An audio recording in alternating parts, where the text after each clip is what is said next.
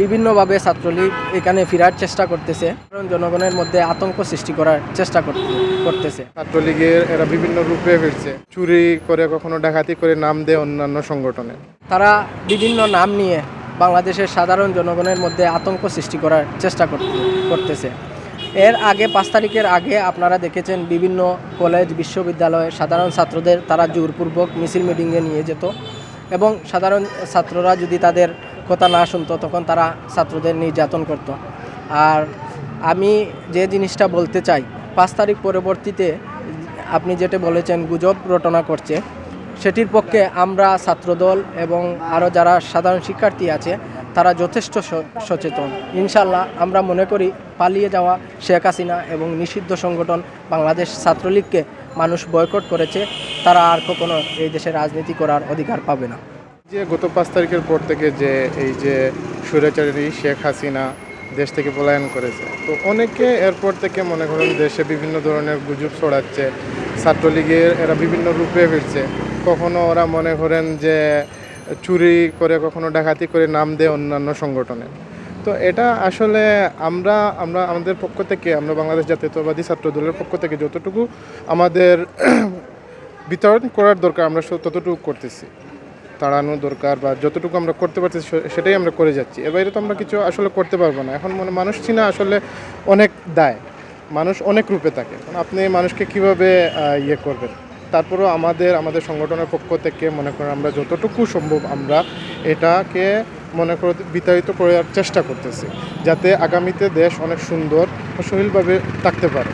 আমাদের দেশনায়ক তারেক রহমান একটি কথা বলেছেন, যে বা যারা এই ছাত্র দলের নামদারি করে বা বাংলাদেশ জাতীয়তাবাদী দলের যে কোনো অঙ্গ সংগঠনের সাথে জড়িত কেউ যদি মনে করেন বিভিন্ন অনৈতিক কার্যকলাপের সাথে জড়িত থাকেন, তাকে মনে করেন ডাইরেক্ট নির্দেশনা দিয়েছেন যে ওনাকে দরিয়ে দেওয়ার জন্য, প্রশাসনের হাতে দরিয়ে দেওয়ার জন্য। আমাদের দলের ভারপ্রাপ্ত চেয়ারম্যান জনাব তারেক রহমান এই কথাটা বারবার বলেছেন।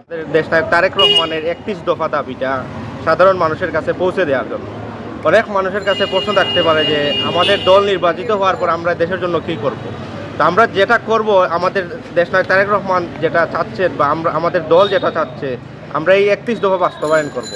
এই 31 দফার মধ্যে আমাদের দেশের জনগণের যত ধরনের দাবি দেওয়া আছে, এই 31 দফা দাবি যদি আমরা যখন বাস্তবায়ন করব তখন আমাদের দেশের সোনার দেশে পরিণত হবে। এই 31 দফা দাবির মধ্যে কয়েকটি উল্লেখ, আমি 31 দফা পুরাটা সম্পূর্ণ আমি না বলে আমি কয়েকটি উল্লেখযোগ্য দফা আমি আপনাদের সামনে পেশ করব।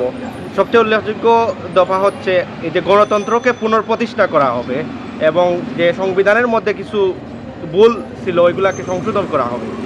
এবং আমাদের দেশে আমরা দেখছি যে শিক্ষা ব্যবস্থা একটা ওয়ার্ল্ড স্ট্যান্ডার্ড না, যেটা হচ্ছে আমাদের দেশে স্টুডেন্টরা এডুকেটেড হওয়ার পর ওনারা বেকারের কারখানা তৈরি হচ্ছে, কারণ কর্মমুখী শিক্ষার অভাব, প্রযুক্তিগত জ্ঞানের অভাব। তো আমাদের তারেক রহমান বলছেন যে প্রযুক্তিগত ছাত্রদেরকে দক্ষ করে তোলার জন্য যা যা করা দরকার উনি টেকনোলজির এনাফ অ্যাপ্লাই করা হবে আমাদের দেশের শিক্ষা ব্যবস্থার মধ্যে, যাতে আমাদের যুবকরা দেশ বিদেশ সব জায়গায় যাতে কর্মসংস্থানের সুযোগ পায়।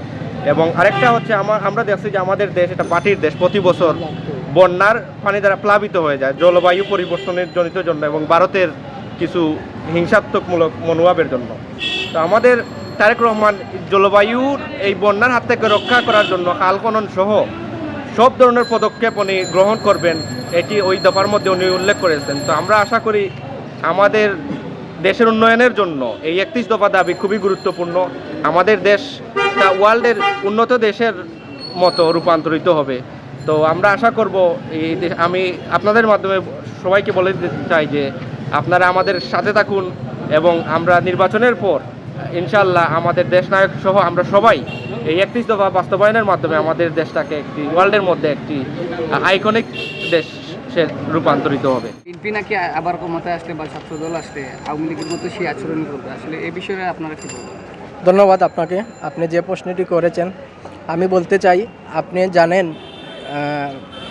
বিগত দিন পালিয়ে যাওয়া স্বৈরাচারী শেখ হাসিনা বাংলাদেশের মানুষের গণতান্ত্রিক অধিকার, যেটা ভোটাধিকার, এটা কুক্ষিগত করে রেখেছিল সংবিধানকে ইয়ে করে।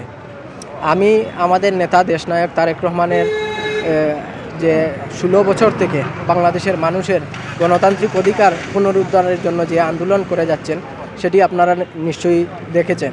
আমাদের যে 31 দফা আছে, আজকে আমরা যে 31 দফার পক্ষে প্রচারপত্র বিলি করতেছি, এইটাতে সুস্পষ্টভাবে বাংলাদেশের মানুষের সাধারণ জনগণের অধিকারের কথা বলা হয়েছে। এটা তো আপনি যেটি বলেছেন, এটা তো গুজবের মতো থাকবে।